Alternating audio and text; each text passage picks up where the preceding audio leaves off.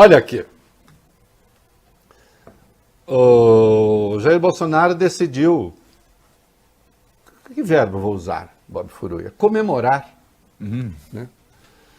O que seriam hoje as 1001 noites e 1001 dias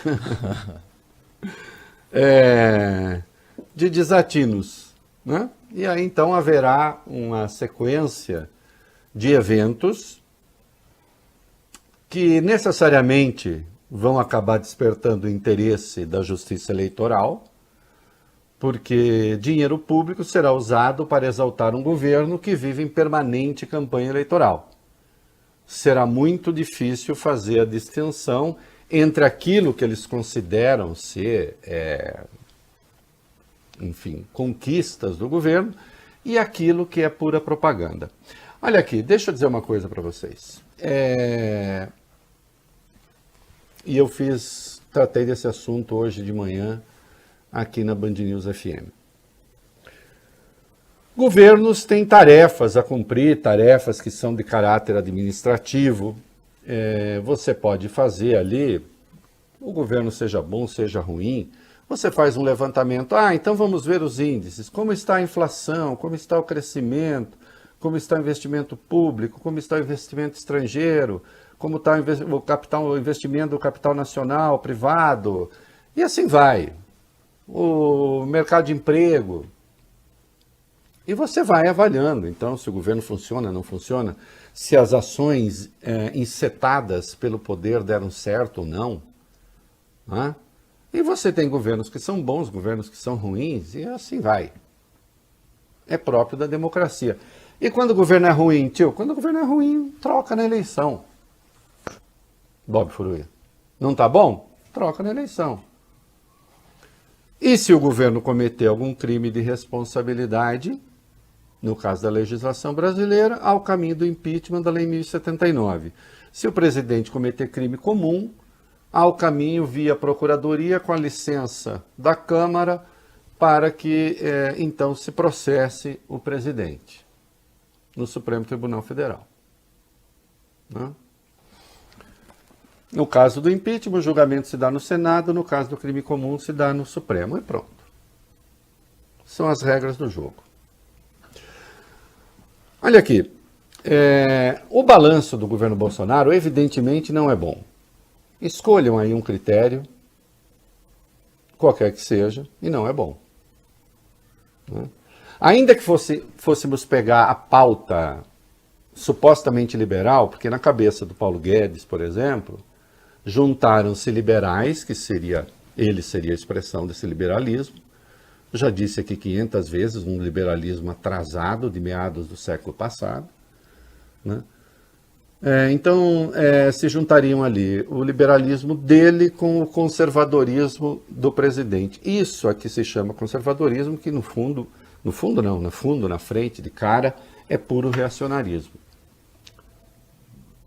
Então, ainda que fôssemos pegar a agenda liberal, o quê? Uma privatização, a da Telebrás, e ainda feita nas condições que nós sabemos.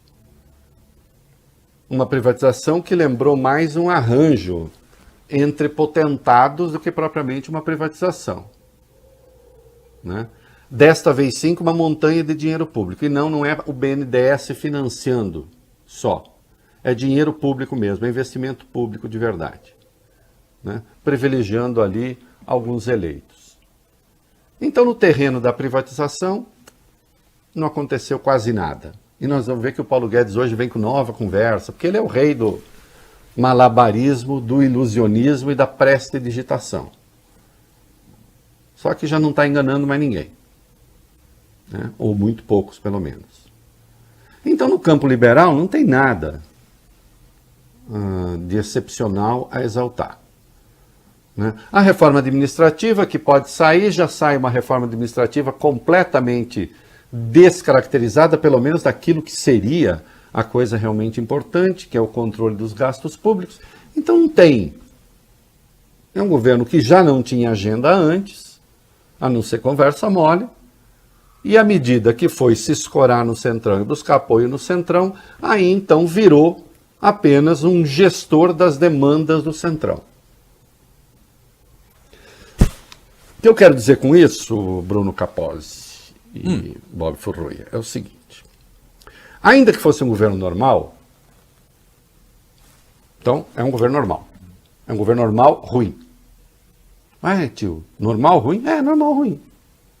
Segue as regras do jogo, segue a Constituição, segue as leis, segue os princípios, os fundamentos da democracia, mas é ruim, Bob. Acontece. Numa sala de aula não tem aluno que é ruim seguindo as regras do jogo? Sim. É, só que ele é ruim, coitado, não consegue. E tem aqueles que são muito bons. Tem os profissionais que são competentes e tem os profissionais que são incompetentes. Dentro das regras do jogo. Só que esse não é um governo que joga dentro das regras do jogo. E não, eu não vou condescender com isso.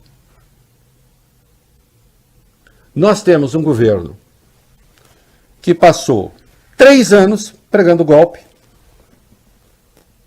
E vou lembrar sempre, a primeira manifestação golpista foi do dia 26 de maio de 2019. Manifestação que eu digo de rua, com milhares de pessoas nas ruas convocadas pelo Bolsonaro. Aliás, Augusto, põe aí a foto que eu publiquei hoje no meu blog, porque essa manifestação do dia 26 de maio era junto com o lavajatismo. Uma das figuras de destaque exaltadas na manifestação golpista que pedia fechamento do Congresso e do Supremo era Sérgio Moro. Por isso que quando eu vejo gente piscando para Sérgio Moro como se ele pudesse ser candidato da terceira via ou se associar à terceira via, olha, eu vou falar, realmente é preciso ter muito estômago para isso. Que no fim das contas ele é um dos grandes responsáveis por esse desastre todo que está aí. Então a primeira manifestação golpista foi do dia 26 de maio. E Bolsonaro não parou. Nunca parou. Até chegar 19 de abril, que foi o auge antes do 7 de setembro, agora, em frente ao QG do Exército, pregando claramente golpe de Estado. Qual era o confronto que havia com o Congresso? Nenhum. Qual era? Olha lá, Moro neles, né? Estou mostrando aí para quem está acompanhando pela internet, está vendo, quem não está, depois veja. Né? Dia 26 de maio. Moristas e bolsonaristas pregando golpe de Estado nas ruas. Não? Então foi uma agenda golpista, esse tempo todo não havia confronto nenhum com o Congresso, ao contrário, o Congresso estava votando a reforma da Previdência. Uma das pessoas mais malhadas nessa manifestação foi o Rodrigo Maia, que presidia a Câmara e foi o grande responsável pela aprovação da reforma da Previdência. E não havia praticamente confronto nenhum com o Supremo ainda. Havia o Bolsonaro querendo governar como ditador.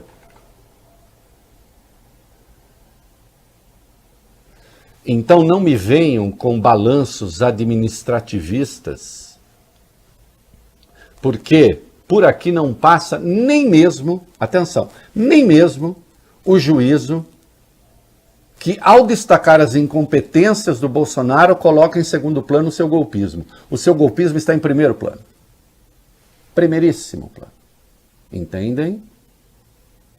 E a segunda questão em linha, neste primeiro plano, é o negacionismo. O negacionismo homicida.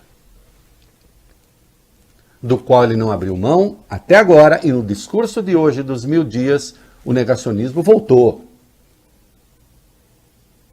Uma obsessão, que eu já deixei claro aqui na sexta-feira, é uma agenda que é uma agenda internacional. Não é uma agenda só dele. É uma agenda da extrema-direita internacional. O Bolsonaro é uma espécie de clown, né? Uma espécie assim de bufão, de palhaço bufão da extrema-direita internacional. Tem o Vítor Orbán na Hungria, tem o Bolsonaro aqui, tem o Andrzej Duda, vai aprender a falar, na Polônia. E assim vai. Com esses picaretas, Donald Trump nos Estados Unidos, claro.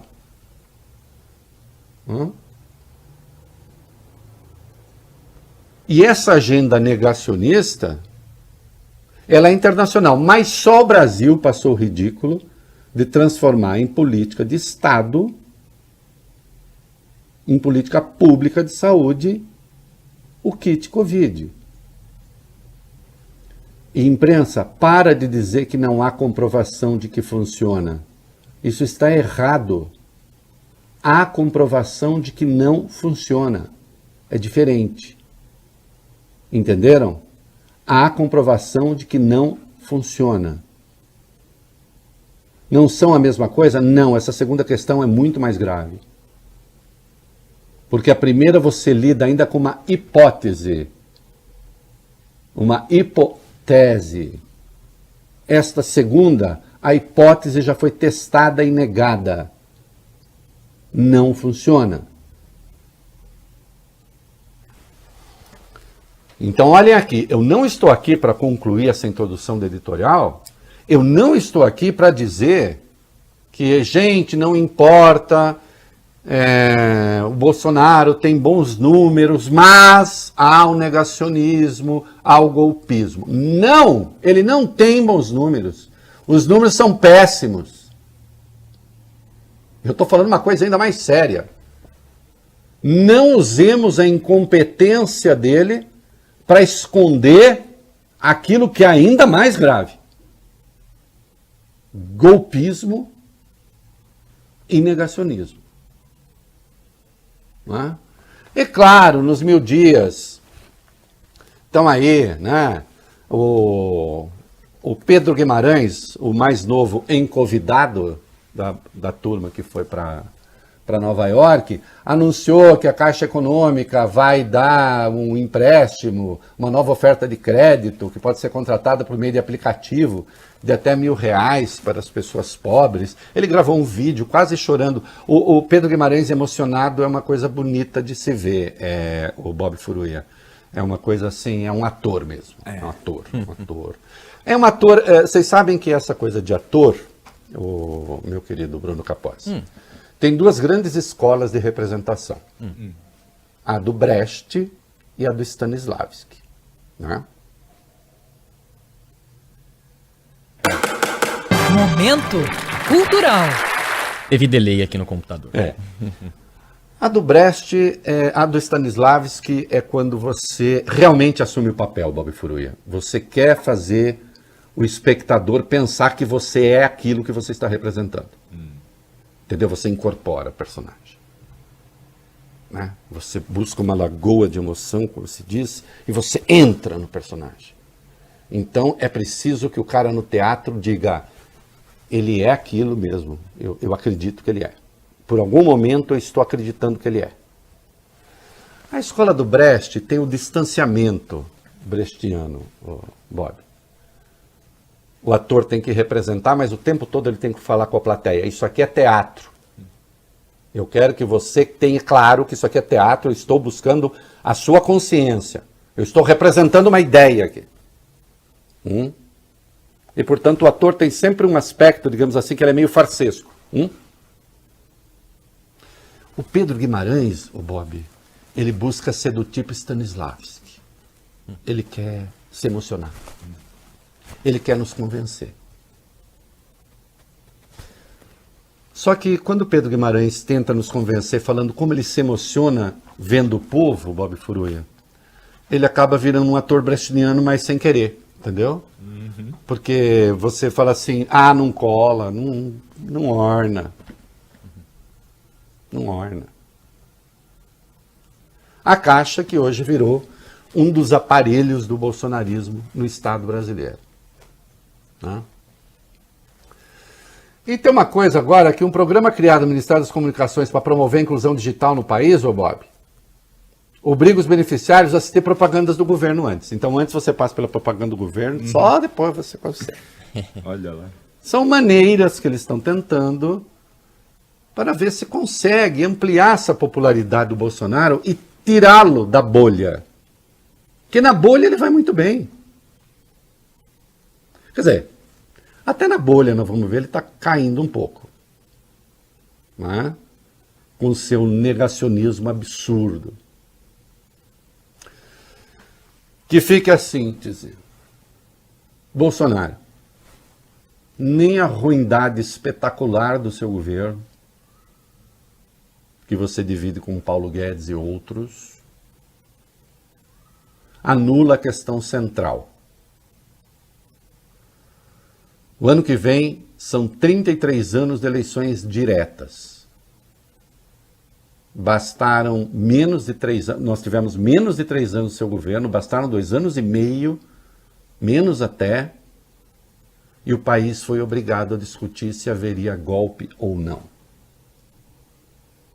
E de certo modo foi de golpe que você falou hoje de novo, ainda que lamentando. Quanto ao negacionismo, nós vamos ver mais uma vez, você continua a expressar ideias criminosas do ponto de vista sanitário, como nós vamos demonstrar aqui. Um governo irredimível, que espero que acabe, ou pela eleição, ou antes pelo impeachment, mas reconheço a dificuldade, é a hipótese menos provável, e depois que as pessoas respondam na justiça pelas escolhas que fizeram, segundo a democracia, o devido processo legal, com todo o direito de defesa.